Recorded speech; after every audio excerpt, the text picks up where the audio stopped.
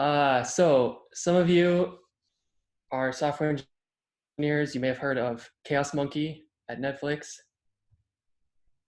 Chaos Monkey, from the docket, is responsible for randomly terminating instances in production to ensure that engineers implement their services to be resilient to instance failures.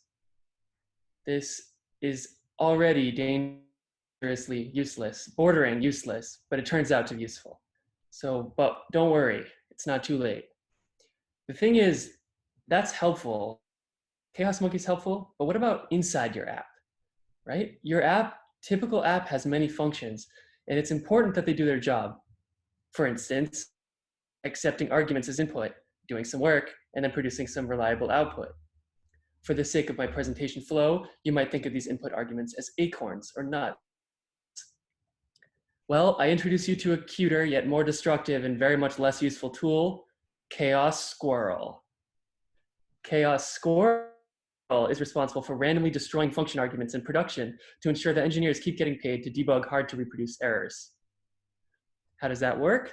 Well, who needs the original argument value when you can instead get a null value, right? Can I get a null pointer exception, anyone? Now let me show you the code. All right.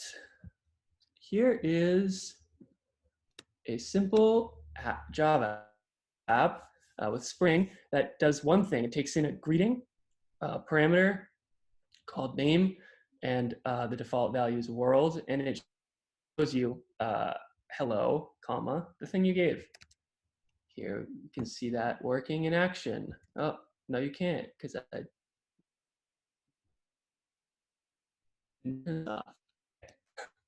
reboot the app. One moment.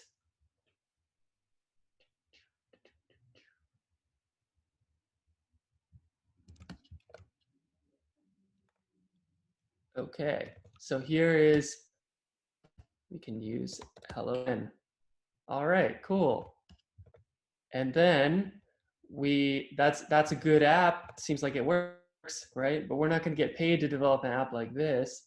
So let's turn on chaos mode.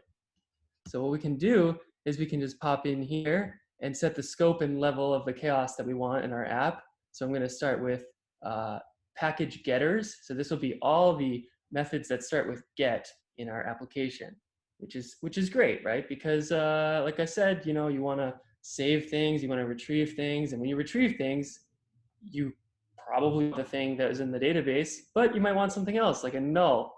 So this will help you accomplish that. So we'll just do that and put the chaos level to 0.5, and we'll restart the app.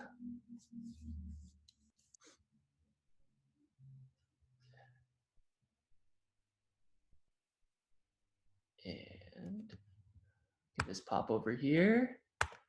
And when we refresh, sometimes we'll get null. Exciting. All right. Now, this is just the very first version. We also have options for package setters in case you want to permanently change the data to null.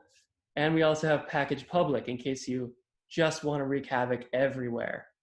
As well, at the moment, we use these numbers to represent the level of chaos, but we're going to be changing that to terms like P0, P1.